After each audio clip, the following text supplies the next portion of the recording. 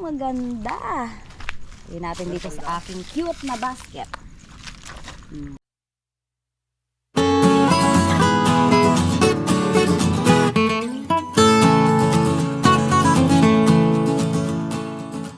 Hi guys! Welcome back sa aming channel ang KKK by Jeng and Otep. And of course, it's me, your Ate Jeng! Ayan! Meron tayo ngayong konting pasilip sa mga prutas-prutas dito sa bahay. Unahin na muna natin to kasi hinihintay ko talagang magkaroon na to nung kailan. Para tingala namin, sana wag naman masyado kung lumakas yung hangin para hindi mahulog lahat yung mga bulaklak. At ngayon, alam niyo naman bakit may panungkit tayo na to. Meron ng konting mga putukan. Putukan ang tawag po dyan, yung mga hinog natin. May bunga na po ang ating kapatchili. May hinog na? May hinog na siya, hindi lang siya basta bunga. May mga hinog na po, tapos sabi nga ni Tatang, meron na daw natutuyo. As in, parang yung dulce na siya na tinatawag, tuyo na. Kaya sabi ko, baka meron ng ano pala, pwedeng sungkitin. Meron na nga po talaga. Ayan, kaya lang talaga napakabigat ng sungkit na to. Ayan, pakita ko lang sa inyo. Tingnan natin kung okay pa siya. Kasi nalipasan na po ng ano Okay pa. Ayan. Meron lang siyang konting pero sapot pa lang po yan. Pag mga sapot-sapot lang yan ang gagamba, kinakain pa po namin yan. Ayan! Unang kagat sa season ngayon ng kamachile. Masarap talaga. Ngayon lang po ulit nagkaroon. Sarap! Yun tayo. Sa atin ilalapag. Ano lang? Lapag lang muna natin dyan. Sarap talaga. Madami na po siya pala. Madami na pala to. Pero parang magpapalit kami ni Daddy D. Sabi niya, ako na naman. Parang magpapalit kami ni Daddy D.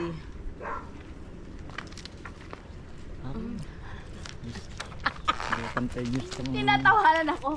Sa totoo lang po, ang bigat talaga ng panungkit na to. Ito po talaga ay ginawa para sa mga lalaki. Yung mga boys po kasi talaga to. Ito. Carry ko to. Ang problem, hindi lang po yung bigat. Yung mata ko.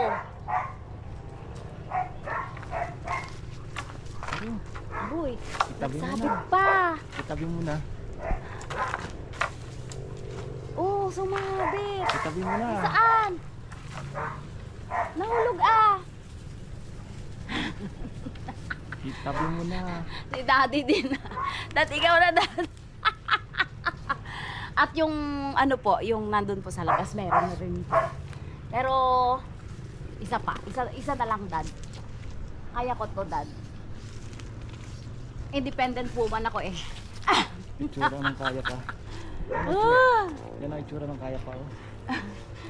Strong independent woman. Sabi ni Daddy D, tumigil ka nga. Aray ko. Kabigat kasi ng sungkit na to. Parang 5 kilo yata to Kahayaan na to. Kaya na to, kailangan to masungkit.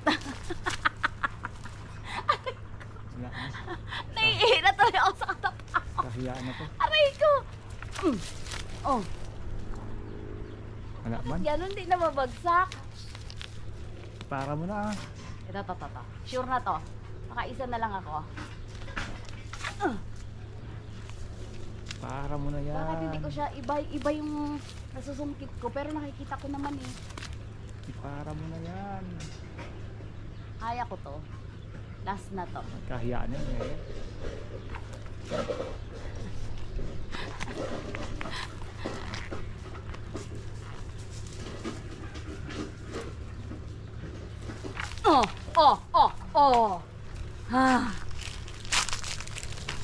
Aroy, bubot pa tong nasungkit ko. Ganda pa tsaka pili mo Walang pakilabangan dyan Hindi po siya bubot, pero maliit masyado. Hindi siya bubot, Pwede na to. Sarap to eh. Tingnan nyo po may ipapakita ko sa inyo. Tadam! Kita nyo yan? Yan ang tumubo kong mulberry. Ito pa Tadam! Didiligan namin mamaya ni Daddy di. Marami po yan, mga 4 na piraso. 10 yan. Alam niyo po kung ano yan? Subitaw. Si Daddy D, naglagay ng buto ng subitaw. Tapos hindi naman siya, hindi naman siya consistent sa, kumbaga hindi siya sunod-sunod. Nandoon yung iba. Hinagis ko lang yan dyan. Hindi kasi tumubo yung iba siguro, Dad. Masarap ng kamatsili. Pero hindi ko na kayang manungkit. Hinihingal ako. Ang bigat po talaga ng sungkit, promise. Ano po yan? Yung solid na kawayan. Hindi naman po yan yung kawayan na empty ang loob. Anong tawag dyan, Dad? Bayog? Ha? Yung solid po yan na kawayan, yung may laman po siya sa loob. Tapos ganyan po siya kahaba, kaya mabigat. Kaya syempre, mapapalit na kami ni Daddy. Wala mong buwan dito. Chain skirt. Ayun, Dad, sa side. Ayan yan. Yeah, kala mo, kagaling-galing kong mag-sungkit eh. Ayan sa side. Yan. Baba mo konti. Ayan pala muna. Yun. Tingnan po natin. Tingnan nyo naman. Umuulan Tingnan nyo naman ang ating kamatsili. Yeah. Kaya nyo Ayun! Pwede ko ba ito ilagay sa bulsa ko lang? Baba mo lang dyan. Kahit malayo. 10 meters naman na rin. 10 meters naman ang radius na. Ayan, kunin natin ito. Sabi ko na eh. Ito yun eh. Natutuyo na nga po yung iba Kasi hindi namin siya agad na na-discover. Diba? Ayun. Yun, ito Ay, mga unang putok. Aray! Ayun! Yan ang maganda. Tingnan natin dito sa aking cute na basket. Ito pa Yan, marami pa dyan. Yan. Parang twist na yan. Ito? Ay, tuyot na siya. Ayan, ay kinakain ng ibon. Binabawasan siguro ng ibon or panike na. Ayan, doon tayo sa kabila, Dad. Parang wala na masyado dito. Natuyo na po siya. Saka ko pupulutin. Ayan. Ang dami ng tuyo, no? Ayan, kung makikita nyo po, pag naka-zoom yan, o sa TV, kitang-kita yan sa camera. Talagang marami na siyang natuyong bunga. Hindi namin kasi napansin agad eh. Sa itaas niya, ang gaganda eh. Kaya lang, di naabot yung sungkit. Ang dami. Ayan. Tuyot ba? Hindi naman, di ba?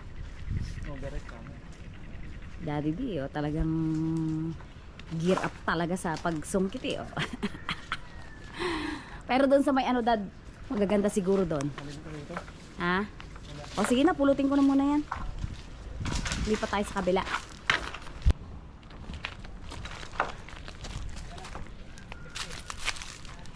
Yeah. Pao? Ano yan? Wala na siyang laman. Tuyot pa yan. Ito rin tuyot Tata, sa kabila. Wala na. Okay. Doon kami sa kabila. Lipat kami po doon sa sa tabi ng solar dryer kasi marami na rin doon. Wala. Sige, kunin ko. Katapos po, gustong-gusto ng ng parents ni Dada. Nandiyan sila Nanay Bioli saka si Tatay Danilo. Tingnan natin kung makakuha tayo ng maaayos talaga. Iba po kasi dito medyo tuyo-tuyo na. Ayan. Ibigay namin sa kanila para at least makatikim talaga sila. Kasi syempre sa Tondo wala namang kamatsili. Talagang wala silang doon. Makukunan. Tara. Ayan, nandito na po tayo sa kamatsili. Dito po sa gilid ng solar dryer. Tingnan nyo po, mas maraming hinog. Pero marami na rin po ang natuyo na. Ang dami na rin pong natuyo na talaga kasi nga hindi namin napansin talaga. Bakit nga ba hindi natin yan napansin? Busy. Sobrang busy sa buhay-buhay. Ayan oh. Ito oh, ang gaganda oh. Ayun oh. Looputin ko na lang itong mababa na to. Siguro mabibigyan po namin dito sila Nanay Bioli. Kasi eto po medyo magaganda. Oh, eto oh, sariwang-sariwa na do. Ito oh. Yan, kaya pala ni Daddy. Iba na ang laking cherry fir. Ay, kaya mo palang abutin eh. Shoot sa basket. Oo. Laking cherry fir si Daddy D. Abot ang mga kamachili. Ganda nga yung mga ano lang eh, mabababa. Ito nga oh, Dad, oh, abutin mo to oh. Yung Abot mo yan. makamulo.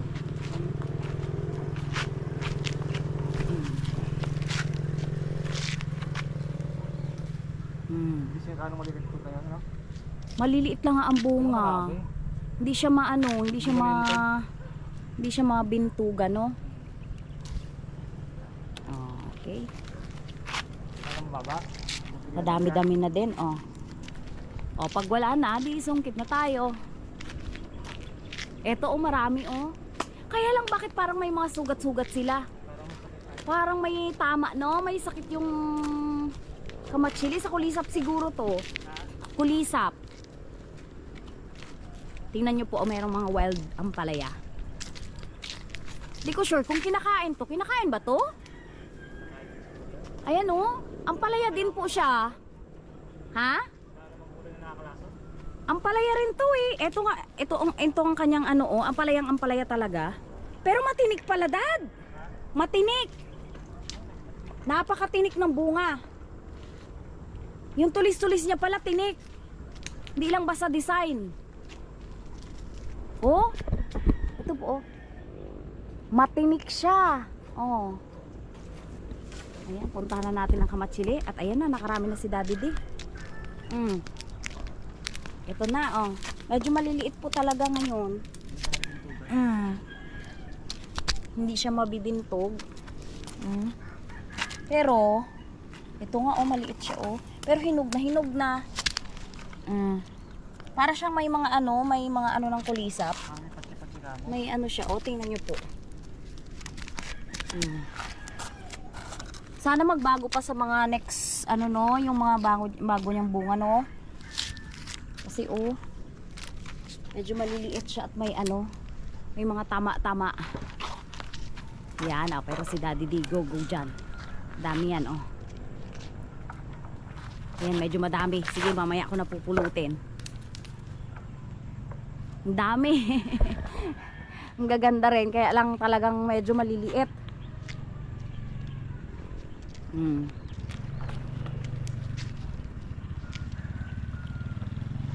Dami oh, ito oh.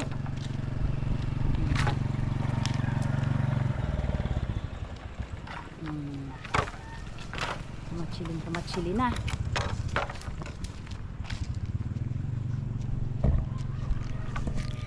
Isa po talaga yan sa season na inaabangan, yung kamachili season. Inaabangan dito sa bukid kasi talagang walang pahinga yung mga puno ng kamachili na yan. Araw-araw talaga may nanunungkit. Kasi araw-araw naman may nahihinog. Parang hindi maubos-ubos. Kahit na araw-araw manunungkit, araw-araw pa rin meron. Nakakatuwa. Sobrang generous po itong puno na to, lalo na itong puno na itong nasa solar dryer. Sobrang generous. Hi, Peppa!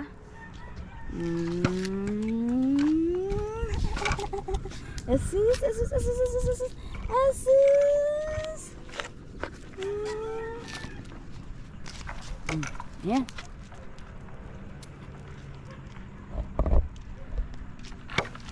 Ano, Dad, hindi pa sumasakit ang leeg.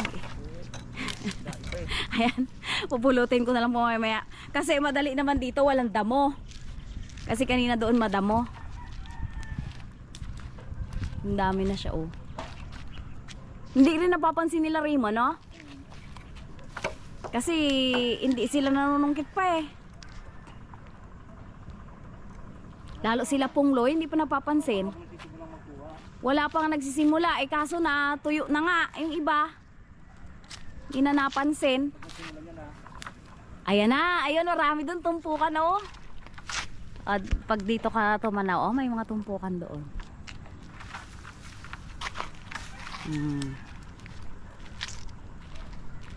Panahon na naman ang kamatsili.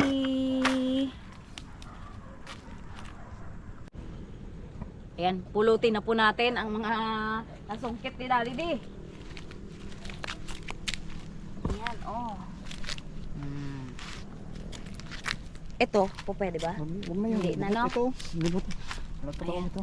Oh. Medyo maliliit po talaga ang bunga ngayon, pero masarap naman. Ano pa din siya? Ang dami oh. Ang dami oh.